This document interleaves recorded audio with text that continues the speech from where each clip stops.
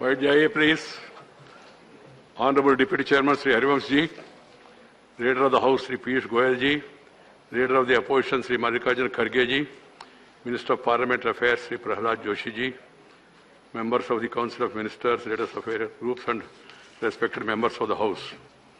I extend a warm welcome to all of you to this monsoon session, which gives yet another opportunity to resonate with the pain, aspirations and expectations of the people from Parliament, the apex legislature of our country.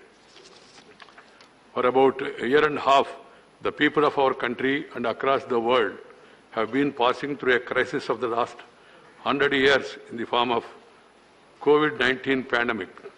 This disease has not only dented the health of the people, but also the economies of across the globe, resulting in a multitude of adverse effects on the lives and livelihoods. People are living amidst unprecedented uncertainty, and there is no certainty about this uncertainty yet. Though the collective efforts of the people, central government, state governments, and all other stakeholders concerned, we have been able to contain the extent of adversity in the form of infections and mortalities. As a result of such collective efforts, our country compares favorably with many nations, including those better endowed in terms of resources of all kinds. But there is no place for complacency. The second wave of the pandemic has tested us severely. The government and all others concerned had to work overtime to address these bottlenecks in our health infrastructure. Despite our best efforts, a good number of precious... I'm coming now to that. You don't allow the chairman to make opening remarks? There is time, you don't worry. Please follow some. The need of the hour is to learn from the experience of the first. I am not going to adjourn the House. There is business still. The need of the hour is to learn from the experience of the first and second waves as to better equipped for the possible fresh bouts of the pandemic that are being talked about. Ultimately, we shall collectively overcome the challenge of the invisible coronavirus that has exposed the limits of modernity and our ways of living and attitudes as well. Our one chief lesson to be drawn is that we need to live in harmony with the society and with the environment. Despite huge scientific, medical and technological advances, life cannot be taken for granted. We need to reset our minds with attitudes for an even flow of life. Honourable members, we have assembled today for the 254th session of the Rajya Sabha, which has 19 sittings scheduled. Since the budget session last year, 3 sessions had to be curtailed and the last winter session could not be held. We hope to run through this monsoon session in full. People look up to the Parliament in their quest for meeting their aspirations and alleviating their suffering.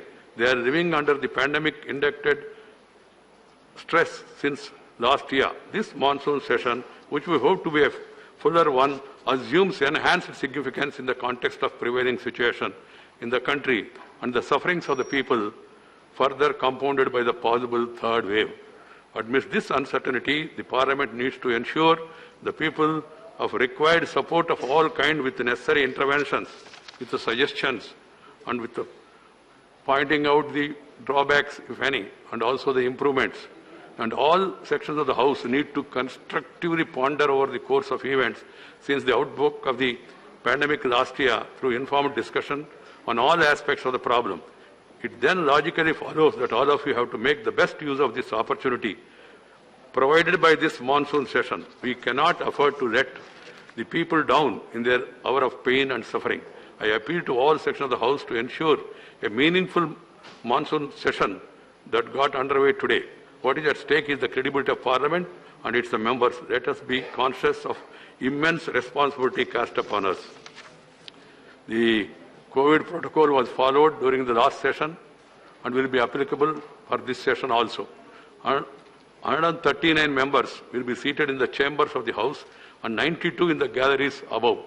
But I could see that nobody is there in the galleries. I think everybody has come to the House. That's not good for you and for the country and for the people. I hope that Rajya Sabha Secretariat circulate the seating arrangement once again so as to facilitate the members to understand what is the arrangement. which was there last session and also this session. Like the last time, it is for the parties to decide on seating their respective members. Members shall use their identity card numbers for all required purposes instead of division numbers due to the free seating. No visitors are being allowed to witness the proceedings of the House. Parliamentary papers and reports will not be circulated in physical form to avoid infections. I am happy to inform you that 224 members of Rajya Sabha, accounting for 97% of the total, have taken vaccination, including 207 who have taken both the doses and 17 who took the first jab. Others are still to be vaccinated for medical reasons. I still appeal to all of you to adhere to the norms of COVID appropriate behavior and lead by example. At the end of the session, should I tell the members to have vaccination? Please don't question the chair. Don't question the chair. I am not allowing you. If you want to disturb the House, it is for you. It is disturbed for you. This is about how many members have been vaccinated. This is the need of the country. Honorable members, there are reviews by the committees. So the committees have done a good work, and I appeal to them to improve upon the good work they have done earlier. The committees in 1993 has been in innovative reform to enable round the financing of the parliament, functioning of the parliament. This has proved to be effective, useful.